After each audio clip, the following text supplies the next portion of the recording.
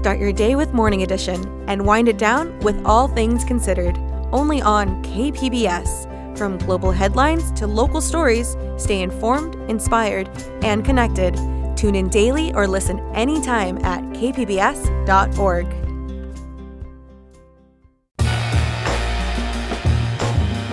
It's time for KPBS Midday Edition. On today's show, the arts and culture shaping San Diego. I'm Jade Hindman with conversations that keep you informed, inspired, and make you think.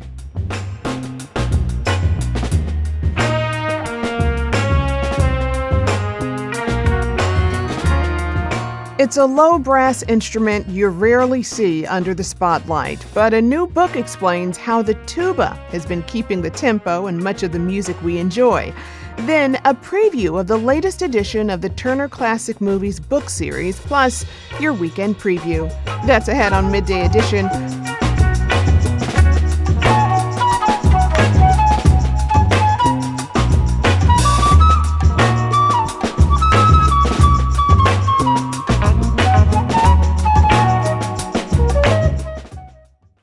For years, writer and journalist Sam Quinones has covered America's opioid epidemic, documenting its devastating and deadly impacts across American communities. But after writing a pair of renowned books on that crisis, Sam felt like he needed a change, and that led him to interviewing tuba players and band leaders all over the country. And he's compiled all those inspiring stories into his latest book called The Perfect Tuba, Forging Fulfillment from the Bass, Horn, Band, and Hard Work. Sam, welcome back to Midday Edition. Well, it's great to be with you, Jay. Thanks so much. Yeah, well, so your last books, Dreamland and The Least of Us, tackled America's opioid epidemic, which you covered for years. So how on earth did you go from that to this very different book on the tuba? Well, I was kind of tired of writing for so many years about people searching for happiness from something they buy. It seemed to me, too, that this was kind of part of our American economy these days, where we're constantly being told how happy we'll be if we buy this or that. And I really wanted to write about people who were finding themselves, realizing their own capabilities through honing skills and through working hard at something without the promise of fame or fortune, but just because they truly, beautifully loved it. And I had worked for the Los Angeles Times a number of years before, and while I was there, I wrote two stories about the importance of the tuba in Mexican Los Angeles. Mm-hmm. After that, and the importance of the tuba in the Mexican immigrant world, and after that, I just began interviewing tuba players, right? And I just began. Why? I couldn't really tell you at the time. Just that in journalism, I've been a reporter 38 years. I know that if you follow people who are doing something because they truly love it and for the pure love of doing it, you will eventually find great stories. So as I was writing those other two books about opioids, about OxyContin and heroin, and then the other one about fentanyl and methamphetamine, I still kept interviewing tuba players just because I thought someday I may be able to make use of this. Something is going to come of this. And when the last book was finished, my agent said, you might want to look into what book you might write now about that whole tuba project you've been doing kind of part-time without much focus. And then, so with that I did, and I just began to focus on these stories, it was doing these stories about band directors, about tuba players that just kind of like brought the project to fruition. Once I had to really focus on it, it became this book that I realized I should have been doing the whole time. Wow. And what a great pivot as well. And you mentioned your story with the LA Times about the popularity of the tuba in Mexican American culture. In fact, it played an important role in banda music. And we're listening to Alma Enamorada by the singer Chileno Sanchez.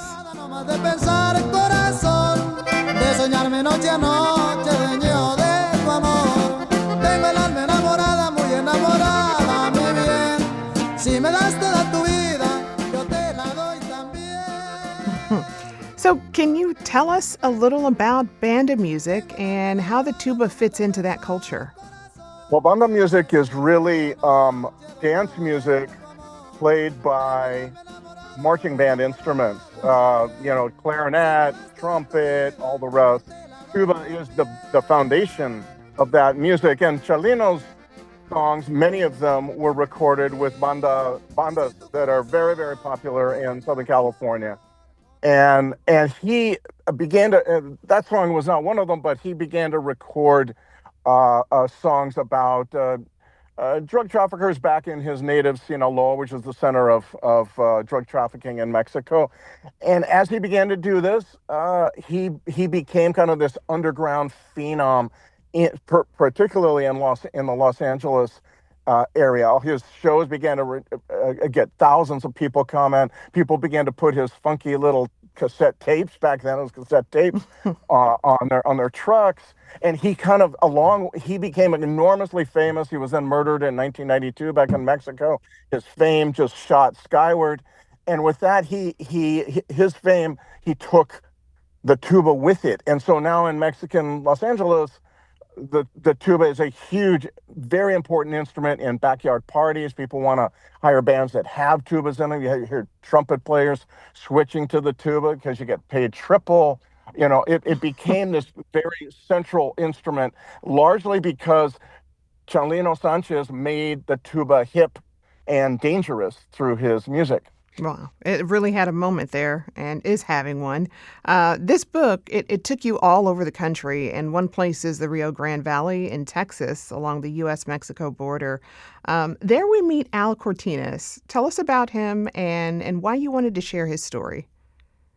I wanted to share Al's story because I wanted to write about band directors as well. I felt band directors were doing the same things that tuba players were doing. That is to say, focusing on something they truly, truly loved, yet without any real expectation of fame or fortune, but merely because they loved seeing the light go on, as Al would say, in the eyes of their kids when the kids finally got it. And Al Cortines really had the belief that marching band in school was a lifesaver. It saved his life. It transformed his life during his youth. He became a band director, and then he was transferred to he took a job in a small town, Roma, along the Rio Grande River in Texas. Roma really didn't have much of a band. They didn't really know how to march. His job was to transform this band into a real competitor, statewide a competitor, which he was able to do with kids who really, they could barely afford their instruments. And almost none of them, I think really none of them, could afford music lessons. And so what he did was he was able to install a system that supported by the board, the school board and the superintendent, in which the school in that district hired 10 band directors, each one with a specialty in, say, teaching clarinet or teaching trumpet or trombone or percussion or what, tuba and all that. And so each of these kids from 6th grade until 12th grade had a specialized teacher in their specific instrument, and that allowed kids to really make huge leaps. The Cortina system allowed these kids, without music lessons, without private lessons, which they couldn't afford, to make huge leaps in music ability. And so at the end of his tenure, he retired after about 7-8 years in Roma, Texas. The band was ready to begin to compete head to head with some of the wealthiest bands in Texas, the bands in the high-tech suburbs of Austin, the suburbs of Dallas and Fort Worth and Houston. In fact, what you find is nowadays that frequently most of the finalists in band competitions are from those areas. And then there's also Roma, Texas, way, way, way down at the south, 11,000 people, Yeah. one of the poorest towns in Mexico, competing head to head with these bands. As one of the directors said, we compete with bands whose kids get their lessons from the symphonies of Texas. And it's it's kind of almost a stand and deliver story, but for marching band, it begins with Al Cortines down there in Roma, Texas. Yeah, that is an amazing story. It's a powerful influence Cortines has there. Another tuba player you write about is Jim Self, who really sort of devoted his life to his instrument, right? Yes, Jim Self, who just died recently, about a month ago, sadly, was one of the titans of tuba playing in Los Angeles. He was a USC tuba professor for many years. He was also a very big in the soundtrack world.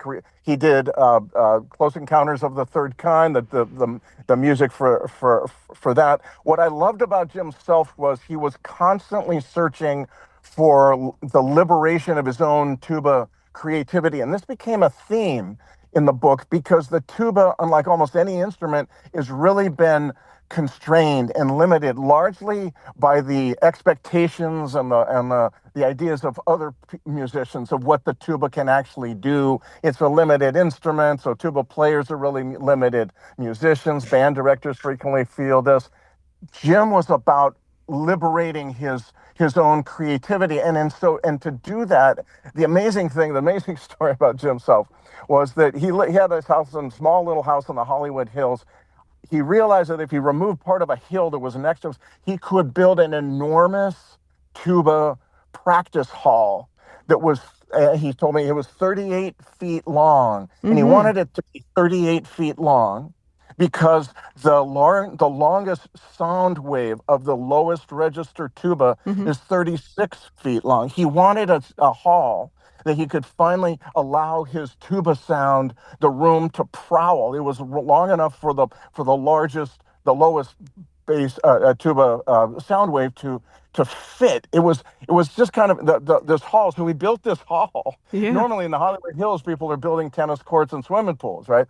He builds this 38-foot long, 19 wide, 19 high tuba practice hall because he's tired of practicing in little 10 by 10 rooms at USC that are really built for clarinets or trumpets. Yeah. He wants a place for the full creativity, his own creativity, but also the sound to allow its room to move and so on. And The I just acoustics must have loved been his story. amazing. Yeah. Yes, That right. is It amazing. took me a while to understand that that's what he had done. I was sitting in the middle of this enormous room, and I said, wow, this is a wild thing. Yeah, I built it. I wanted to have room for the lowest register tubas. Were you able to hear the tuba in a way that you hadn't before in that room? Probably not. I do not play the tuba. I was never in marching band. He was referring to the sound that people who are mightily trained in the instrument. I'm not sure I felt the difference. I do know, though, that to him, the difference was profound. It was like this thing where it was one way in a practice hall at USC, and it was a completely different beast once he unleashed it in the hall. And it was that kind of story I was looking for. The tuba was about liberating creativity. So many people get into band at the very bottom of the social pecking order in their high schools frequently. And the tuba, what's beautiful about the instrument, I always felt, was that the tuba showed them what and who they could be, what they could be, who they could be. And it was like this almost this revelation to a lot of kids when they began to play it. They didn't know how to play it, and little by little, through hard work, through assiduous practice, they get better, and that allows them to see that they too are like Jim Self. They are able to liberate something within them that many of them had really been told they were incapable of. They really find doing. themselves That's to the the kind of kid who tuba. joins tuba. Yeah, Exactly. That's excellent. Well, you recently had a book event at Warwick's in La Jolla. I'm curious how people have been reacting to the book. I mean, what are readers telling you about it? Oh, the reaction's been astounding. I mean, really, really beautiful. I think initially the idea, if you say a book about the tuba, someone's thinking it's kind of a dry and anthropological study, or it's, quote, a zany romp through the history of the tuba. I wasn't interested in writing that kind of book. I was interested in writing a book that showed that people, kids especially, could find themselves. We live in a culture, an addictive culture that tells people that immediate gratification is where you want to go. Their discipline is too much work. That we should be constantly distracted by scrolling through our phones, and band directors and tuba players, it seemed to me at the end, have something really powerful and beautiful and important to tell a country that is drowning in addiction, in distraction, in isolation, and immediate gratification. And I felt that what I felt that at the Warwick event, which by the way has copies that I've signed. If you want to buy a copy, get over to Warwick's in La Jolla. Uh, what I Hmm. felt there was that people are getting it. It's not Yeah. just a story about a quirky instrument.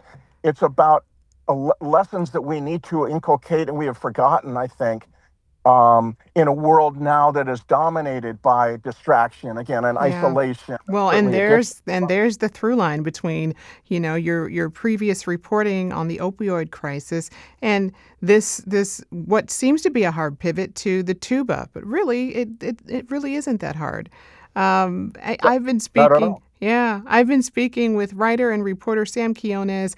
His latest book is titled The Perfect Tuba: Forging Fulfillment from the Bass Horn, Band, and Hard Work. Sam, thank you so much. Jade, it was a real pleasure. Thank you.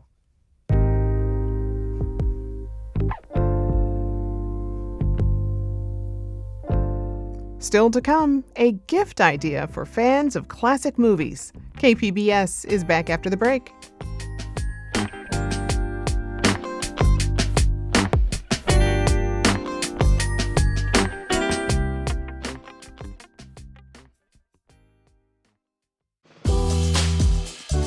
Figuring out the right sport for your kid can feel overwhelming. I'm taking that journey with my son Dorian, exploring different sports and revisiting the fields that I grew up playing. Together, we're searching for the right fit and maybe reconnecting with a few old memories along the way. It's Game Time Decision, a new series from KPBS. Join us at kpbs.org/gametime.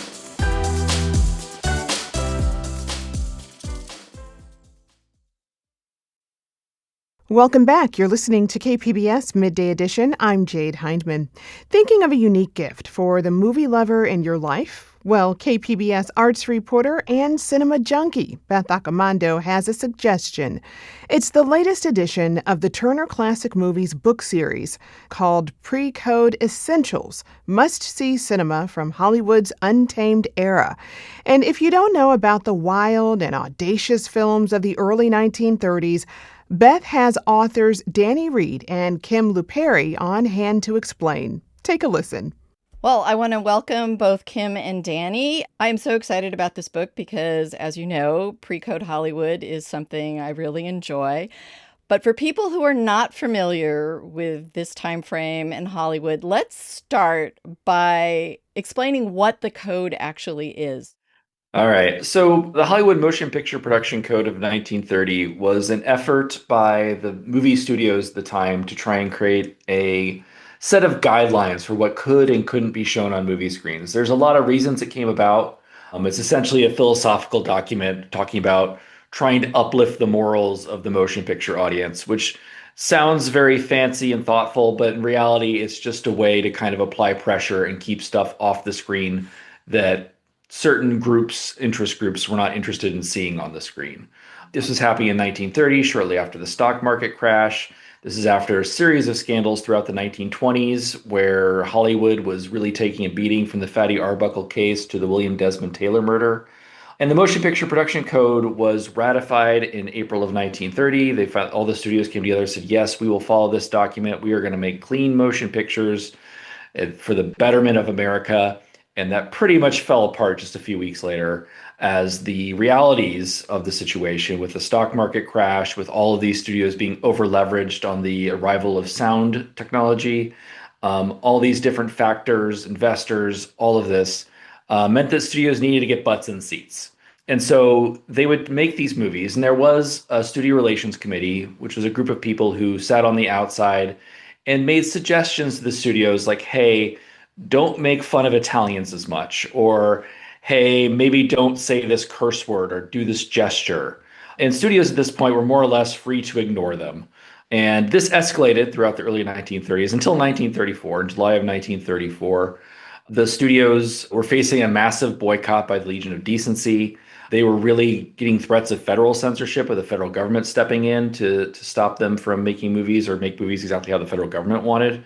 And so the motion picture production code stopped being a suggestion and became enforced. That's when the production code administration came in under Joseph Breen, and he had personal like say so over what movies were and what they could say and what they couldn't say. But movies really change after 1934, and then you get into the golden era of Hollywood and the World War II era, and it's a very different beast than pre-code Hollywood. And pre-code is very like, then when I say pre-code, I'm talking about that 1930, 1934 era. Pre-code is very sexual. It is very honest. It is very raw. The Great Depression was happening, and you really see it on the screen. There's no hiding from it. And at the same time, you have studios with the talkies bringing these new stars out and just creating these amazing films. I mean, we can just say some that people will immediately know that are mentioned in our book, like Grand Hotel or King Kong. But at the same time, they're creating a lot of really interesting and niche films. They cover a lot of subjects that could be psychologically complex or weird, or really delve into relationships in ways that movies wouldn't after 1934.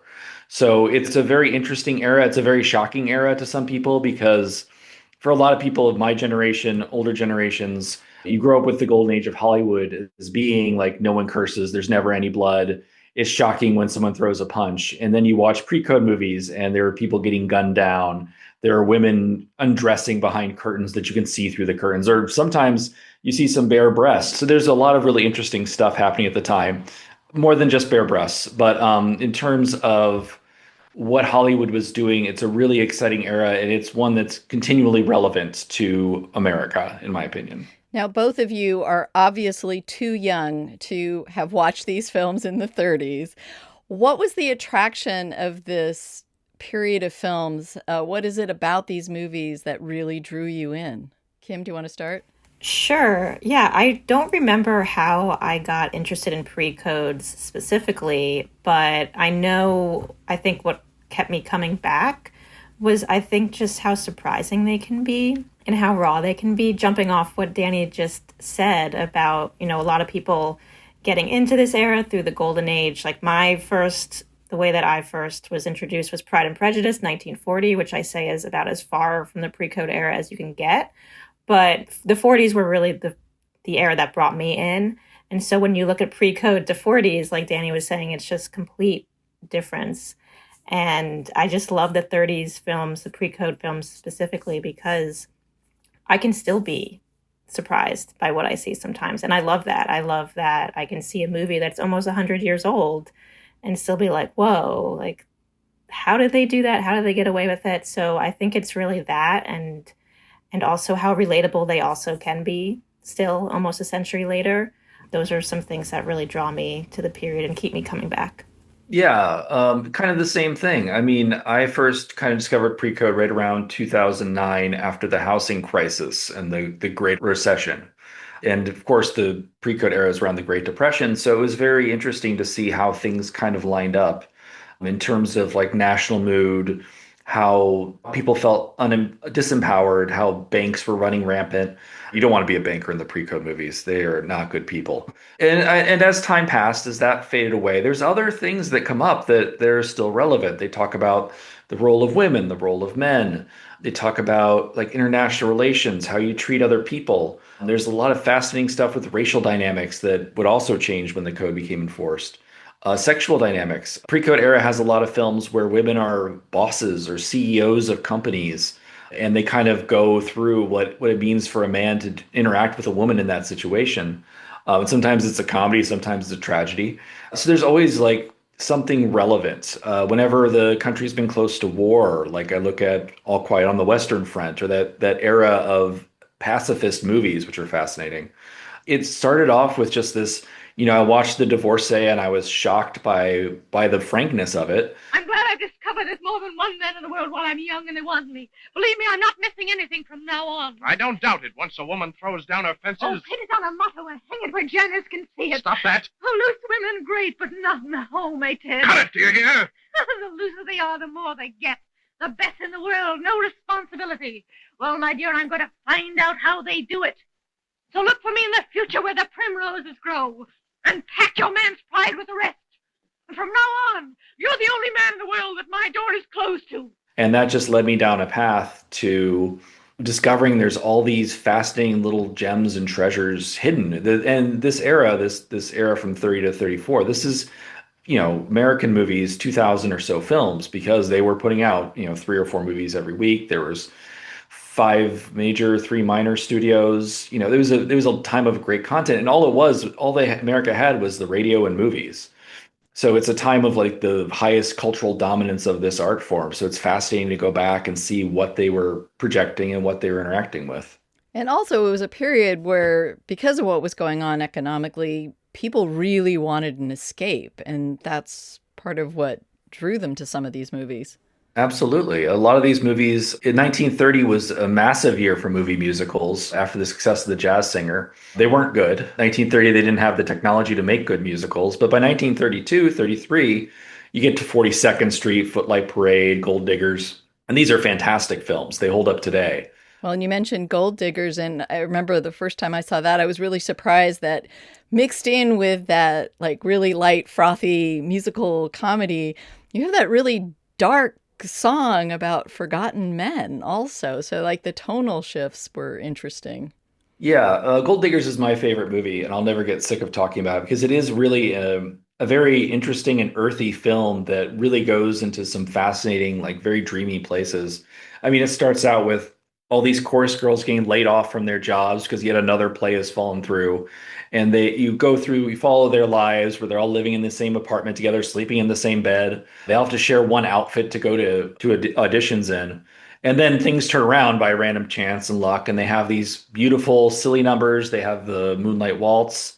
And then they have like the Pettin' in the Park, which is a very silly, very sexy song. And then the movie kind of goes through with its romantic comedy subplot. And then it's like, okay, we did all that, but let's take it back a notch and talk about like the beginning of the movie, getting back to the Great Depression. And they go back, and Busby Berkeley, who's the choreographer for the film, was a World War I drill sergeant. And he had a real passion for the forgotten men. This is right around the time of the Bonus Army March. This is right around the time where all these veterans are poor, they're destitute, they've been promised these bonuses by the U.S. government for their service. And they come back and the U.S. government says, well, we don't really feel like doing it right now, right after the Great Depression hits. Remember my forgotten man? You put a rifle in his hand. You sent him far away. You shouted, hip hooray! But look at him today. Remember my forgotten man. So they end the film with the Forgotten Man number, which is definitely reminiscent and much different than a lot of the other Busby Berkeley movies, but it's very touching and very shocking in the ways that it kind of confronts the realities that were facing World War I veterans at the time. Kim, Danny mentioned that that's one of his favorites. Do you have some favorites from this era? Yeah, I definitely have several favorites. I mean, the one that I always start with is Babyface, because that was the rabbit hole for me, I think, into the pre-code era, specifically research and censorship-wise. You haul your freight out of here. What's the matter? You got in particular? Maybe I am. Did you ever take a good look at yourself? Yeah, you're exclusive, you are. The sweetheart of the night shift. Come on, you're wasting my time. Everybody knows about you. Yeah? Well, you ain't going to. I love that movie. I love Barbara Stanwyck in general, and in that movie. I also love the dynamics between her and Teresa Harris in that film. And I also love that 2 versions exist today, and that's what I actually wrote my college thesis on. It was right after the uncensored version, the pre-release version, was found at the Library of Congress, so I know more on that film than any other film, but I think it's super fascinating to be able to see both of those versions today, because we really don't get many opportunities to do that. And I think it's just really fascinating to be able to kind of see, I call it censorship in action, because you can see like the very little tweaks that were deemed okay in that time. And you're like, really? Nobody's going to believe that she's like reformed at the end. But that's one of my favorites. And tell people what to expect from the book. How is it organized, and what kind of information did you try to pack into it? So it's 50 essential films from the pre-code era. It's organized chronologically. We kind of decided that if you follow the entries in the book, you can kind of follow the story of pre-code Hollywood. But we kind of wanted to take people through from like Madam Satan, which is like a wild over-the-top musical from 1930, but you can tell like technically they're still struggling with it, to Gold Diggers, which is very sophisticated, very beautiful, a lot of great stuff in that, to Murder at the Vanities in 1934, where it takes what Gold Diggers did and goes over the top. And that's just the musical genre. So we kind of do that with different genres as well. Like we do Frankenstein, the original James Whale film, and then we kind of end the book right around Black Cat with Bela Lugosi and Boris Karloff. The idea really is to try and give you this snapshot through these 50 films, where it's not just, hey, here's 50 fun films, but here is the process of what this looked like. And these movies go out to America, and here's what the reactions were. When Mae West came to town, how was that treated? Well, when I'm good, I'm very good. But when I'm bad, I'm better. I mean, the overall goal of the book is to get people to watch more movies. Now, you actually include the production code in the book, and there's also some other like documents that you reprint. I remember reading through some of the production code and being amused by some of it. I don't know if you have like any favorite parts of it in terms of things that they were forbidding or focusing on that you just kind of go like, really? That's what you were most concerned about?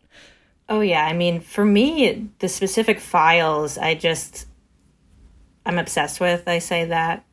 Scarface, that file is over 350 pages. It's absolutely insane. Somebody should write a book on that. But yeah, just Howard Hughes trying to get away with everything that he could get away with.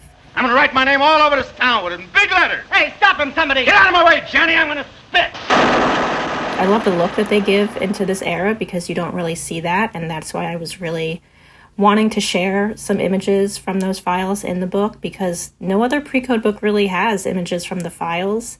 And so I think that also sets us apart that we included some of that. And one of the things that people might be surprised by from this era, if they're not familiar with the films and the times, is really the amount of women that were stars at the box office and the amount of agency these women had. In going over these films, like, were you ever thinking, I wonder what would have happened if the code hadn't been enforced? Like, how might Hollywood have been different? Or because it does feel like a very different sort of era from what followed. The early 1930s, there's a lot more freedom. You have to remember at this time, the majority of moviegoers were women because they're the ones who had the free time. They went during the day. And this is a time where I think like 1 out of 6 Americans went to the movies every week. So, everybody's going to see a movie. I've been asked this question many times. I personally think that if Joseph Reid hadn't allied things the way he did in 1934, I do think eventually it would have come down to federal censorship, just because at the time there was no assumption of free speech in terms of motion pictures. Like they were not, their ruled as not free speech in 1911. So there really was this ability among the states and the counties to censor as freely as they wanted. And just the tenor of the movies by 1934, and this is how we start the book, it really does feel like things are kind of going off the rails. There's a desperation, there's a need to shock and titillate that is just very blatant. We start off the book talking about Tarzan and his mate. There's a sequence. Swim. Wait, Tarzan! Where they go swimming together. And if your movie studio in 1934 is making basically, full frontal nudity swimming sequences, this is obviously a much more conservative time, where else is there to go? There's certainly places, but I don't think that they would have let them go there. Yeah, I definitely agree because, the industry was forced into a corner, really. And they had to enforce the code because they saw very, very quickly what the effects of boycotts, even just through like the tiny few that actually happened, they saw what that could mean for them. And it was not good, obviously. So I think it would not have lasted much longer. That was Beth Accomando speaking with authors Danny Reid and Kim Luperi. Their book, Pre-Code Essentials, Must-See Cinema from Hollywood's Untamed Era, 1930 to 1934, is available online through TCM and Running Press.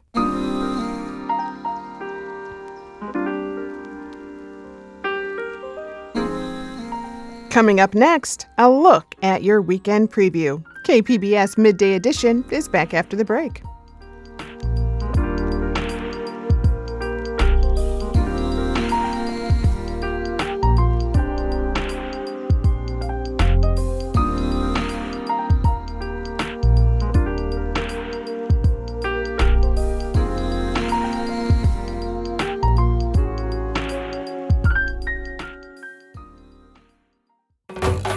This season on Everybody's Doing It with Miss Lolly, I'm going to classes, workshops, and private venues designed to enrich and broaden our sexual horizons, and I'm taking you with me. I meet with an erotic mindfulness coach, get a pelvic floor exam, talk with new moms, and even put on my dancing shoes and take a beginning burlesque class, and much more. Find Season 2 of Everybody's Doing It with Miss Lolly wherever you get your podcasts, and come join me in my search for fun and sexy adventures that are available to you. Welcome back. You're listening to KPBS Midday Edition. I'm Jade Eindman. For our weekend preview, some annual festive traditions hit San Diego, plus more music, theater, and visual art. Joining me with all the details is KPBS arts reporter and host of the Finest podcast, Julia Dixon Evans. Julia, welcome. Hey, Jade. Thanks for having me. Always glad to have you here. Let's start with the big one. I mean, this is huge, and that is December Nights. What's your advice for tackling Balboa Park this weekend? So I would say my first piece of advice is if you have to go, plan your transit in advance. Parking and driving into the entire Balboa Park area is notoriously difficult, like starting in the late afternoon even, and well into the evening. And the city has a whole page dedicated to, quote, getting to December Nights on their website, so you can find transit options as well, or where to park if you must. We've linked to that in the Weekend Art Story on our website too. And even though it is a hassle to get there, it's pretty magical once you're in. There's hundreds of thousands of people there, like 350,000 people fill the park throughout the weekend. There's over 1,000 different performances, plenty of festive decor, food and drink, and all the museums are free. So if you're okay with the crowds and all the hullabaloo, it's just like this perfect chance to hit up some museums, especially if admissions prices are keeping you away otherwise. And once you're there at December Nights, it's pretty easy to just wander around with no agenda, and you'll stumble upon stuff. There'll be performances in all corners, things to do. But if you do want a destination, head to the Organ Pavilion. There's guaranteed performances there. And then the International Cottages, which is pretty close by the Organ Pavilion. That's where you can find a bunch of really amazing food options. And I think if you've lived in San Diego long enough, you're either a December Nights person or you're not. My husband is, and I am not. But I think I'm pretty tempted to go this year, actually. It's Friday from 3 to 11 p.m. and Saturday from 11 a.m. to 11 p.m. You may have just motivated me to go, too. I'm I'm kind of looking forward to it. All right, well, staying nearby, Sunday is the annual SoNoFest and Chili Cook-Off. So what can you tell us about that event? Yeah, every year I quote our coworker, Tony, KPBS's graphic designer, who says it's not the holiday season until he sees the Creepy Creeps play at SoNoFest. And it's back this Sunday. It's an annual fundraiser for McKinley Elementary School in North Park.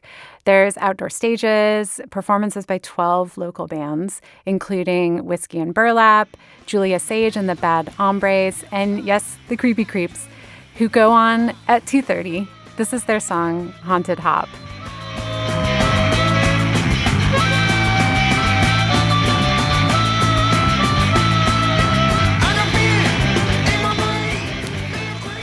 But the main attraction is the chili. A bunch of North Park and South Park restaurants compete for best chili. And some of these restaurants seem to not have that much to do with chili, like North Park Creamery, but also Tribute Pizza, Mabel's Gone Fishing, Finca, Pot Pie Company, and tons more. You can attend the festival for free, and there's also other food that you can buy when you're there. But if you want to taste the chili, you can get a tasting pass for $25 or $35, depending on whether you want a commemorative tasting mug. It's from 11 to 5 p.m. outdoors on Sunday at the intersection of 32nd and Thorne Streets in North Park. Well, that sounds like my cup of tea or chili. Cup of chili. Yes. In Escondido, we have the promise of real snow this weekend. Please explain. This is the Winter Wonderland Festival at the California Center for the Arts, Escondido. They have a holiday market. There's Santa, crafts, and kids' activities. There's plenty to do, but they bring in real snow both days. And families, you can play in it, you can build snowmen, you can have snowball fights, whatever. It's open and it's free from 1 to 5 Saturday and Sunday at California Center for the Arts, Escondido. That sounds like a lot of fun. Well, one more festive option is really an absurd spin on a Christmas pageant. So tell me about Kitschmas Time. So this is local artist duo Brian and Ryan, and they're back with their annual celebration of kitsch and the holidays with their Kitschmas Time pageant and exhibition. It's at the Athenaeum Art Center at Bread and Salt again this year. And Brian and Ryan make a whole bunch of kitschy Christmas ornaments, art installations. And this year, I'm pretty sure there's a bunch of pasta-themed ornaments made out of actual noodles. And they bring in performers, musicians, storytellers to put on this big pageant. A lot of absurd stuff going on, but it's really fun and just really friendly. They're collecting donations of new and unopened clothing, hygiene items, books, or craft supplies for border angels, so you can bring something with you. The event is 6 to 9 on Friday, and for that, there is a $15 suggested donation. Unless you're an Athenaeum member, then it's free. But the art exhibit is going to be on view at the Athenaeum Art Center all month through the 31st, and that is always free. Well, lots of fun for a good cause, it sounds like. Well, in theater, there's a couple of smaller productions that have caught your eye. Let's start with Shakespeare and the 1980s. This is Twelfth Night, which I'm starting to realize is my favorite Shakespeare play. It's funny, it's absurd, with lots of that, like, classic Shakespearean mistaken identity humor. So Viola, our main character, is shipwrecked, goes undercover as a man, and tries to find her twin brother. But right now, the San Diego State University School of Theater, Television, and Film has a production where the play is set in the 1980s, and she washes ashore on the Southern California coastline. So expect lots of neon and mixtapes. And it's on stage this weekend only, 7:30 p.m. tonight, Friday and Saturday, and 2 p.m. Sunday. This is at the Prebba stage at SDSU. Tickets are just $20. Well, in music, the La Jolla Symphony performs a piece of music inspired by Oppenheimer. Right. This is the American composer John Adams, and this piece is called the Dr. Atomic Symphony. It's an adaptation of his own opera of the same name. It's about J. Robert Oppenheimer and the development of the atomic bomb.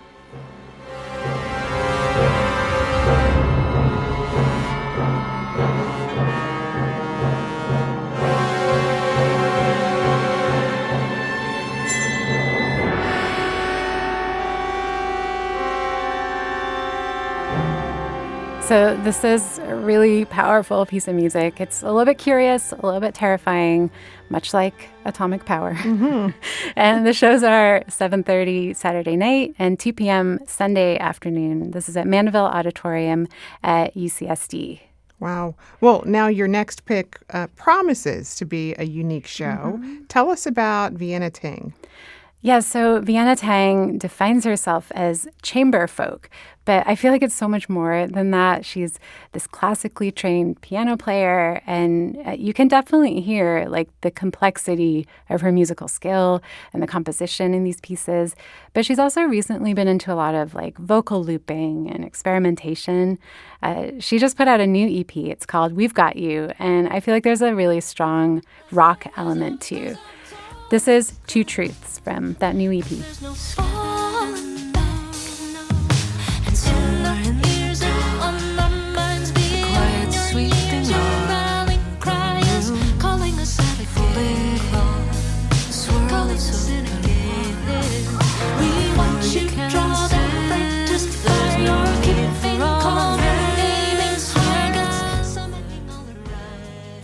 So this Vienna Tang performing at Lulu's at 8 p.m. Sunday night.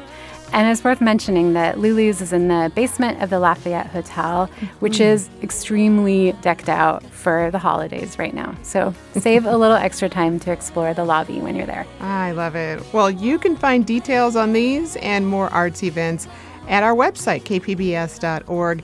I've been speaking with KPBS arts reporter and host of the Finest podcast, Julia Dixon Evans. Julia, thanks. Thank you, Jade. This was fun. We're already tired. Why then? Digging deep. Too much to swallow. Too much to swallow down. Fed up. Full of fury. Gonna rise up.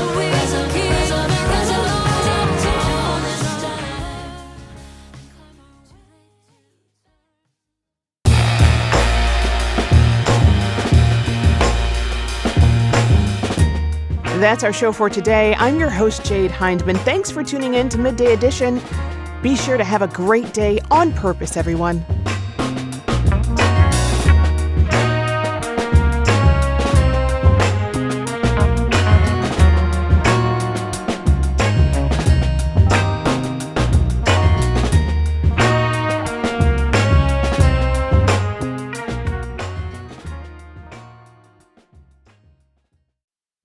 Stay connected to the world around you. KPBS brings you trusted news, compelling stories, and in-depth reporting every day.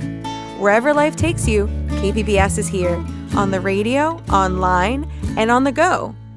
Discover more at kpbs.org.